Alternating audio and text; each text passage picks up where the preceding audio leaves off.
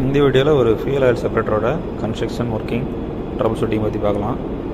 இந்த செப்பரேட்டரோட மாடல் வந்து S966 மேக் வந்து ஆல்ஃபா லெவல். ஸோ இதோட எலக்ட்ரிக்கல் சோர்ஸ் பார்த்தோம் அப்படின்னா ஃபஸ்ட் வந்து ஒரு ஹீட்டர் பேனல், ஹீட்டருக்கு தேவையான சோர்ஸ் இதில் இருந்தால் போகும். நெக்ஸ்ட் ஒரு VFD ஃபீட் பம்ப் கண்ட்ரோல் பண்ணுறதுக்குள்ள ஒரு VFD. நெக்ஸ்ட் ஒரு automation PL EPC60 controller. Total separator இந்த ஆட்டோமேஷனில் தான் ரன் ஆகும். நெக்ஸ்ட் ஒரு மோட்டர் கண்ட்ரோல் பேனல், அது வந்து separator motor, feed pump, sludge pump இதெல்லாம் கண்ட்ரோல் பண்ணுறதுக்குள்ள ஒரு மோட்டரை கண்ட்ரோல் பேனல். இப்போ பம்ப் ஆன் பண்ணோன்னா டேரெக்டாக டேங்கில் இருந்து ஃபீட் பம்ப் மூலமாக ஃபஸ்ட்டு ஹீட்டருக்கு வரும். ஹீட்டர் வந்து ஒரு பேரல் டைப் ஹீட்ரு. இதில் வந்து 100 டெம்பரேச்சர் மெயின்டைன் பண்ணுவோம். ஏன்னா அந்த டெம்பரேச்சரில் தான் விஸ்காசிட்டி மெயின்டைன் ஆகும். ஸோ அந்த விஸ்காசிட்டிலாம் ப்ராப்பராக வந்து செப்பரேஷன் நடக்கும். ஸோ அதுக்காக டெம்பரேச்சர் பண்ணுறோம். அது பார்த்தீங்க அப்படின்னா இன்லெட்டில் வந்து ஒரு ப்ரெஷர் டிரான்ஸ்டியூசர், ஒரு டெம்பரேச்சர் சென்சார் இருக்கும். அதை வந்து நம்ம PT1 சொல்லுவோம், ப்ரெஷர் டிரான்ஸ்டியூசரை. இது ஒரு ஏர் ஆப்ரேட்டர் 3-வே வால்.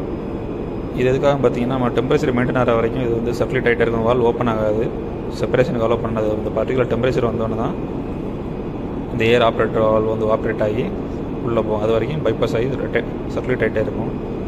ஸோ இப்போ இது ஆன் ஆயிடுச்சு. பண்ணோன்னே ஏர் உள்ளே போய்ட்டு ஆப்ரேட் பண்ணும். ஆப்ரேட் பண்ணோன்னே செப்பரேட்டருக்கு வந்து இன்லெட்டில் உள்ளே போய்ட்டு செப்பரேஷன் ஆகிட்டு டெலிவரி ஆகி அவுட்லெட் லைன் வழியாக வெளியே வரும். ஸோ இதுதான் வந்துட்டு அவுட்லெட் லைனு.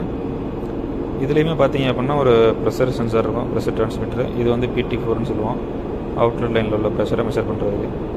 நெக்ஸ்ட் வந்து இது வந்து ஒரு வாட்டர் டிரான்ஸ்டியூசர். இது வந்து டெலிவரியில் வந்து ஆயிலில் வந்து இது வாட்டர் கண்டென்ட் எது இருந்தால் இதை சென்ஸ் பண்ணிகிட்டே இருக்கும். அந்த பர்டிகுலர் வேல்யூ வந்துச்சுன்னா அது ட்ரிகர் பண்ணி PT5 ஓப்பன் பண்ணும். அதை அப்புறமா சொல்கிறேன். ஸோ இது வந்து டெலிவரி லைன் வந்து மறுபடியும் டேங்க்கு போயிடும். PT5 ஆகி டேங்க்கு போயிடும். இது செட் ஆஃப் வால்வு.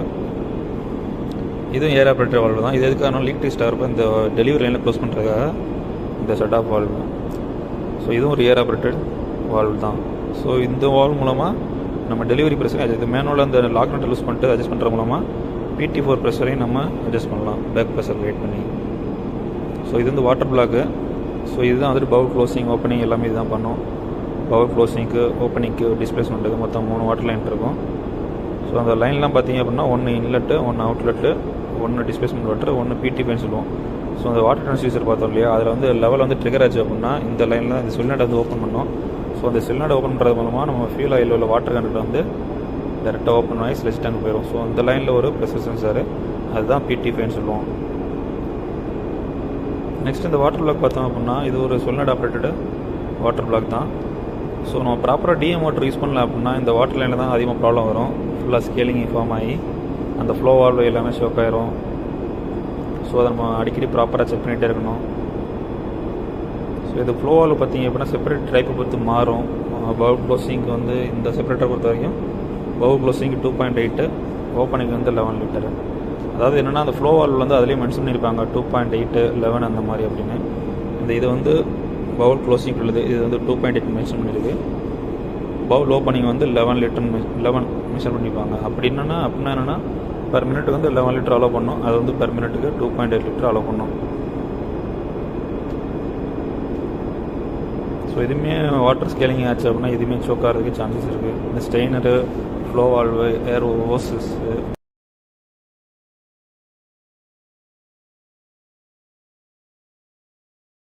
ஸோ நம்ம மேனுவல் ஓப்பன் பண்ண அப்படின்னா ஓரளவு ப்ரெஷராக வரணும். ஸோ ப்ரெஷராக வரல அப்படின்னா நம்ம ஸ்கேலிங் தான் ஃபார்மேஷன் இருக்கும். இல்லை அப்படின்னா நம்ம அது எவ்வளோ லிட்டர்னு சொல்லிட்டு மெஷர் பண்ணுறது மூலமாகவும் கரெக்டாக அந்தளவுக்கு மெட் லிட்டர் வரணும். வரலைனாலும் ப்ராப்ளம் தான். இது வந்து வாட்டர் டிஸ்பிளேஸ்மெண்ட் லைனு. ஸோ இங்கே ஒரு NRE கொடுத்துருப்பாங்க. இந்த NRE எதுக்காகனா உள்ள ஆயில் ஃப்ளோ வந்து ரிட்டர்ன் ஆகுறான்னு சொல்லிட்டு NRE கொடுத்துருப்பாங்க. சப்போஸ் நமக்கு ஏதாவது லீக் டெஸ்ட் ஏதாவது ஃபெயிலியர் ஆச்சு அப்படின்னா அந்த NRE ப்ராப்ளம் இருக்கலாம். அப்படி இல்லை அப்படின்னா அந்த ஷட் ஆஃப் வால் வந்து ப்ராப்பராக க்ளோஸ் ஆகாமல் இருக்கலாம். இல்லாட்டா அந்த க்ளோசிங் ஏரியாவில் சீலிங் ஏதாவது ப்ராப்ளமாக இருந்தாலும் ஆயில் நமக்கு பாஸ் ஆகும். ரெண்டாவது அந்த PT5ல சொலினாய்டும் ப்ராப்பராக க்ளோஸ் ஆகாமல் அதில் பாசிங் இருந்தாலும் நமக்கு வந்து லீக் டெஸ்ட் வந்து ஃபெயில் ஆகும். ஸோ லீக் டெஸ்ட்னால் இன்லெட், அவுட்லெட் எல்லாத்தையுமே க்ளோஸ் பண்ணிட்டு அந்த பவுலில் வந்து ப்ரெஷர் ஹோல்ட் ஆகுதா, ஆயில் ஹோல்ட் ஆகுதான்னு செக் பண்ணுவோம் PLCயில். ஸோ அந்த டைமில் எந்த இதில் ஏதாவது ப்ராப்ளம் இருந்தது அப்படின்னா அது இந்த டெஸ்ட் வந்து ஃபெயிலியர் ஆகிரும். ஸோ இது அடிக்கடி இந்த மாதிரி ப்ராப்ளம் வரும். ஸோ இது பார்த்திங்கன்னா பவுல் பாடி. இந்த பவுல் பாடியில் வந்து ஒரு ரெக்டாங்குலர் ரிங் வரும். இது சர்வீஸ் பண்ணப்பட்டு சீல் கிட்லாம் மாற்றிட்டு அது வந்து ஈவனாக வந்து ஸ்பிண்டில் தான் பார்க்கணும். நெக்ஸ்ட் இது பவுல் ஹோட்டு. இதுலேயுமே வந்துட்டு இதுதான் ப்ராப்பராக போய் வந்து சீலிங் ஆகும், பவுல் க்ளோசிங் ஆகும் இருப்பா. ஸோ இதில் ஒரு டெஃப்லான சீலிங் இருக்கும், ஒரு ஓரிங் இருக்கும். ஸோ அதெல்லாம் ப்ராப்பராக இருக்கணும். ஸோ அதில் ஏதாவது லீக்கேஜ் இருந்தாலும் நமக்கு வந்து ஆயில் வந்து லீக் ஆகும். ஸோ இதில் தான் பவுல் வந்து க்ளோசிங்க்கு, ஓப்பனிங்க்கு, வாட்டர் லைன் இதில் தான் போகும். ஸோ அடிக்கடி இந்த இதுவும் ப்ராப்ளம் வரும். இது ஸ்மால் லைனில் ஸ்கேலிங் ஈஸியாக ஃபார்மேஷன் ஆகிரும். ஸோ இதை க்ளீன் பண்ணுறதுன்னு ஆசிட்டில் தான் பண்ணுற மாதிரி இருக்கும்.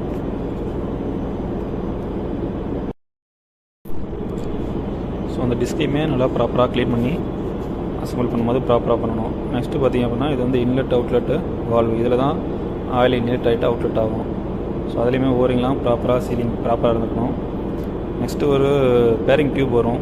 ஸோ இது வந்து ஸ்ப்ரிங் லோடரில் இருக்கும். இதுவும் ப்ராப்பராக மூவ் ஆகலை அப்படின்னா இந்த ஹோல் சின்ன சின்ன ஹோல்லாம் இருக்கும், அதெல்லாம் ப்ராப்பராக க்ளீன் பண்ணி போடணும்.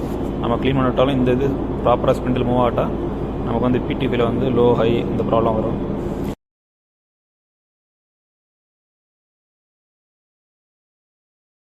அவுட்லெட்டு ஃப்ளோ, டெம்பரேச்சரு, வாட்டர் ட்ரான்ஸ்டியூசரோட வேல்யூ இது எல்லாமே நம்ம மெஷர் பண்ணிக்கலாம், பார்த்துக்கலாம். நெக்ஸ்ட் இதுலேயுமே alarm history, parameters, time setting இது எல்லாமே இருக்கும். இது அலாரம் ஹிஸ்ட்ரியில் வந்துட்டு நமக்கு வந்து இதில் கரெக்டாக கோடு தான் கொடுத்துருப்பாங்க. அந்த கோடை வச்சு நம்ம மேனுவலில் மேட்ச் பண்ணி அந்த கோடுக்கு என்ன அலாரமோ அதுக்கேற்ற மாதிரி நம்ம ட்ரபிள் ஷூட் பண்ணணும். மேக்ஸிமம் வந்து oil leaking from bowl, PT4 ப்ரெஷரில் ப்ராப்ளம் வரும், PT5 ப்ரெஷர் ப்ராப்ளம் வரும், டெம்பரேச்சரில் ப்ராப்ளம் வரும். ஸோ அதுக்கேற்ற மாதிரி நம்ம ட்ரபிள் ஷூட் அட்டன் பண்ணி அது என்ன ப்ராப்ளமோ அதை ரிசால்வ் பண்ணணும். ஸோ இந்த மாதிரி தான் கோடு நமக்கு காமிச்சிருப்பாங்க. அதில் அந்த கோடு, டேட்டு, டைமிங் அது மட்டும்தான் வரும். நெக்ஸ்ட்டு பேராமீட்டரில் பார்த்தீங்க அப்படின்னா நம்ம எல்லாமே செட் பண்ணிக்கலாம். இது பேராமீட்டரில் வந்து 2 டைப்ஸ் இருக்குது, லெவல் 0, லெவல் 1 சொல்லிட்டு. லெவல் 0னா அது வந்து பாஸ்வேர்டு எதுவும் தேவையில்லை. நம்ம லெவல் 1ல் உள்ள செட்டிங்ஸ்லாம் சேஞ்ச் பண்ணோம் அப்படின்னா நம்ம பாஸ்வேர்டு சேஞ்ச் பண்ணுற மாதிரி இருக்கும், யூஸ் பண்ணி லாகின் பண்ணி மாற்றுற மாதிரி இருக்கும். இதில் பார்த்தீங்க அப்படின்னா டெம்பரேச்சரு, ஃப்ளோ, நம்ம பவுல் க்ளோசிங் டைம் எவ்வளவு, ஓப்பனிங் டைம் எவ்வளவு, டிஸ்சார்ஜ் சைக்கிள் இது எல்லாமே மாற்றிக்கலாம். அப்புறம் low pressure, PT4, low pressure, high pressure, inlet இல்லை லோ ஹை, அது எல்லாமே நம்ம செட் பண்ணி வச்சுக்கலாம். நமக்கு எவ்வளோ வேணுமோ அதுக்கேற்ற மாதிரி செட் பண்ணி வச்சுக்கலாம். ஸோ இந்த செப்ரேட்டரை பொறுத்த வரைக்கும் நம்ம 30 மினிட்ஸ் டிஸ்சார்ஜ் வச்சுருக்கோம். அது எதுக்காக அப்படின்னா நம்ம ஃபியூல் வந்து அந்தளவுக்கு குவாலிட்டி கொஞ்சம் சரியில்லை. ஸோ அதனால் நம்ம 30 மினிட்ஸ் வச்சுருக்கோம் discharge, every 30 minutes once discharge ஆகிற மாதிரி. ஸோ அந்த MT60மே ட்ரிகர் லிமிட் எல்லாமே செட் பண்ணி வச்சுக்கலாம். ஸோ இது வந்து டிஸ்சார்ஜுக்குள்ள பவுல் ஓப்பனிங்குள்ள டைமிங். ஸோ இது பாஸ்வேர்டு பார்த்திங்க அப்படின்னா இதுதான், இது வந்து 1361 இதுக்குள்ள பாஸ்வேர்டு. ஸோ இப்போ நம்ம லாகின் பண்ணி பார்த்தோம் அப்படின்னா அதில் எக்ஸ்டர்னலாக, ஸோ அதில் என்னென்ன எக்ஸ்டர்னலாக வரும் பார்த்தோம் அப்படின்னா bowl low speed, high speed, அதுக்குள்ளே ட்ரிகர் லிமிட்டு, அப்புறம் வாட்டர் ட்ரான்ஸ்டியூசரோட ட்ரிகர் லிமிட்டு, அது எல்லாமே பாஸ்வேர்டு ப்ரொடெக்டாக தான் இருக்கும். ஸோ அஸ் பர் மேனுவல் நம்ம வந்து என்னென்ன வேல்யூ கொடுத்துருக்காங்களோ அது இப்படி நம்ம கரெக்டாக செட் பண்ணி வச்சுக்கணும். ஸோ அதில் ஏதாவது டைமிங் மிஸ்டேக்காக இருந்தாலும் நமக்கு வந்து செப்ரேஷனில் ப்ராப்ளம் நடக்கும். ஸோ மேக்ஸிமம் இப்போ பவுல் க்ளோசிங்கில் என்னென்ன ப்ராப்ளம் வரும் அப்படின்னு பார்த்தீங்க அப்படின்னா ஃபஸ்ட்டு வாட்டர் லைனில் தான் ப்ராப்ளம் வரும். நம்ம வாட்டர் லைனில் வந்து ப்ராப்பராக வருதான்னு சொல்லிட்டு அது குவான்டிட்டி செக் பண்ணுற மூலமாக அதை பார்க்கலாம். செகண்ட் வந்து என்ன ஆகும் அப்படின்னா நமக்கு வந்து பவுலில் வந்து ப்ராப்பராக சீலிங் ஆகலனாலும் இப்போ நம்ம பவுல் க்ளோசிங் ஆகி உடனே வந்து நம்ம ட்ரெயினில் கலட்டி பார்த்தா தெரியும். ஸோ நம்ம பவுல் க்ளோசிங் ஆகும்போது இமீடியட்டாக வாட்டர் வந்து ஸ்லெட்ஜ் லைனில் பாஸ் ஆகிடுச்சு அப்படின்னா உள்ளே வந்து சீலிங்கில் ப்ராப்ளம் இருக்கலாம். நம்ம பவுல் க்ளோஸ் ஆகி எப்படியும் ஒரு 5 to 7 செகண்ட் கழிச்சு தான் எக்ஸஸாக உள்ள வாட்டர் தான் வந்துட்டு ஸ்லெட்ஜ் லைனில் வரணும். ஸோ அந்த மாதிரி இருந்தாலும் அந்த சீலிங் ப்ராப்ளம் வரும். ஸோ நெக்ஸ்ட்டு பார்த்திங்க அப்படின்னா bowl low speed, high speed அந்த ப்ராப்ளம் வந்து எப்படின்னா செப்பரேட்டர் வந்து சில இதில் பெல்ட் ட்ரைவனாக இருக்கும், கீட் ட்ரைவன் அந்த மாதிரி இருக்கும். ஸோ பெல்ட் ட்ரைவனாக இருக்கும்போது பார்த்தோம் அப்படின்னா நமக்கு வந்து ஃப்ரிக்ஷன் பேடு மூலமாக தான் வந்து கப்பலாக இருக்கும். ஸோ அந்த டயத்தில் ஃப்ரிக்ஷன் பேடு வந்து எதுவும் தேஞ்சிருந்தாலும் நம்ம வந்து ப்ராப்பராக மோட்டரோட கப்பல் ஆகாமல் பவுல் லோ ஸ்பீடு வரும்.